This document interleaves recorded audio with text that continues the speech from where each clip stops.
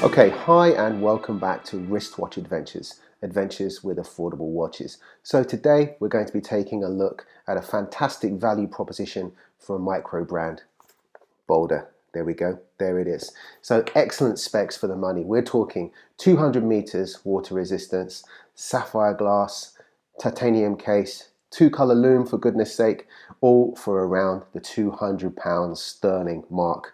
A great lesson there, I think, for the likes of established brands who certainly don't offer as much for the money. But is it the one for me? Well, let's flip the camera and find out. Okay, so the watch itself then. The Boldr Venture Rally 3 Wells Jr., to give it its full title. It doesn't really trip off the tongue, that, but there we go. Okay, named apparently after Daniel Wells, a rally driver who is a Boldr brand ambassador. So we have the typical Boldr Venture case here. They all have this same case design. This is relatively compact for a racing chronograph then. So 38mm case racing chronograph. We have, if I set it going in terms of its features, we can see the chronograph pushes here. So if I set it going, we can see the quite smooth sweep of the Japanese S2 VK64 Mecha quartz movement here. And then if I hit it there, and then if I press the second pusher here, the chronograph, there we go, the second hand flies back. Now in terms of the subdials, if I look at the design of the subdials here, so we have a counting hour timer here, and the other subdial is showing the 24-hour count here. So what we would expect from a racing chronograph. The track here and the bezel has a tachymeter function, which is raised here. Now I don't know how to use a tachymeter either, I'm afraid. Something of an anachronism, I guess, this technology, but yeah, a really harmonious piece of the design here as a racing chronograph watch. We have the date window here at 6 o'clock, nice and symmetrical, kind of going along there with the Boldr logo printed on, and Venture chronograph in quite small typeface here, not intrusive. Round the outside we have a track with hours here. So in terms of its features, you get a lot for your money with a Boldr as a growing micro brand. So in terms of what you get for your money, well, great spec. So you get sapphire glass. Now it's not particularly great in terms of its, it's quite reflective, this one. But yeah, sapphire glass. It is a titanium case. We have a proper screw down crown here with some nice grippy knurling, and the Boldr logo embossed on it here. If I pull this like this, we can see the design on the screw-in case back here, a special kind of rally themed design to go along with the rest of the watch.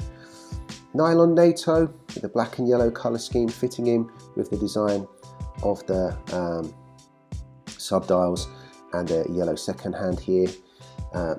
Titanium buckle printed with the Boldr logo here, embossed with the Boldr logo here. Titanium keepers. Dimensions then, so 38mm across if we're not including the crown in with that measurement. Case thickness 14 mils, so quite deep. And then if you add the thickness of the NATO on top of that as well, yeah, it's pretty thick. It does protrude quite a lot. Lug size 20mm, quite convenient for strap changes.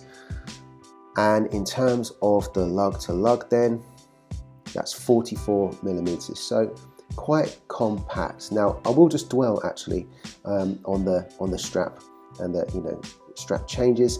So I'm not a great fan of NATOs, it has to be said. I don't like the way that they protrude out. Even when I've put it on this way to have the keepers over here, I still feel it protrudes quite a lot on my wrist, and I don't like all of this action. That's just my personal preference. So I did look for a two-piece strap to replace the NATO, but it turns out it's pretty hard to find a two-piece strap with a titanium buckle. And if I didn't have a titanium buckle, it wouldn't be right, I'm afraid, for me for the rest of the watch. So if you do know where to get one, please let me know in comments, because I really struggled with this. Loom then. Okay, so perhaps surprisingly for a racing chronograph, there's quite a generous amount of loom here, and in a nice touch, 2-color loom.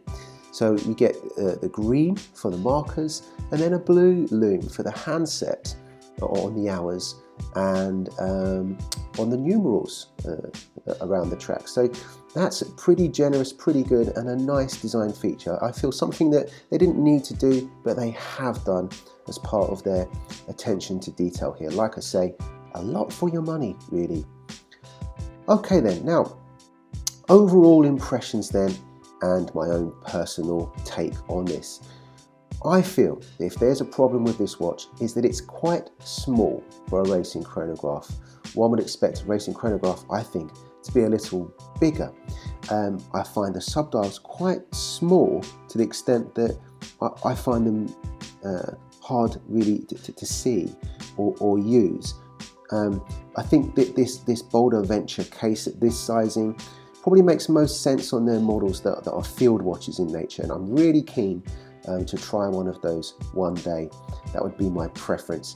I think, and this is not Boldr's fault, this is a fantastic little watch, but I think I've just bought the wrong one because this racing chronograph doesn't really make sense for me. It doesn't have features that I'm going to particularly use, and I like to have a seconds hand sweeping all of the time.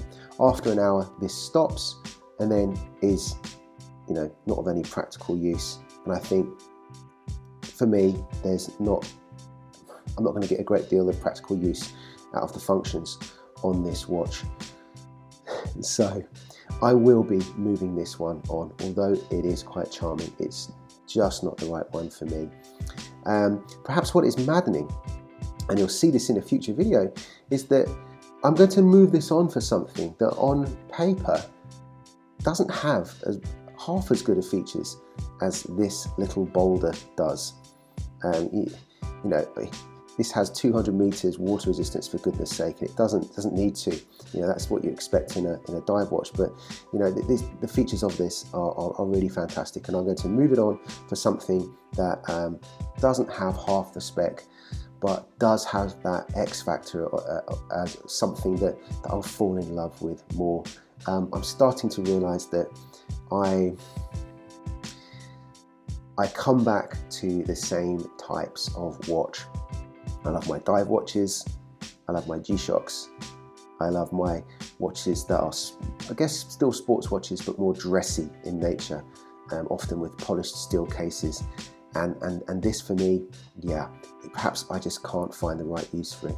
So there we go. You know, a great spec watch, just not the one for me.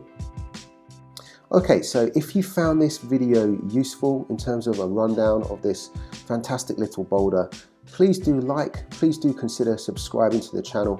It really helps us out in terms of making more content.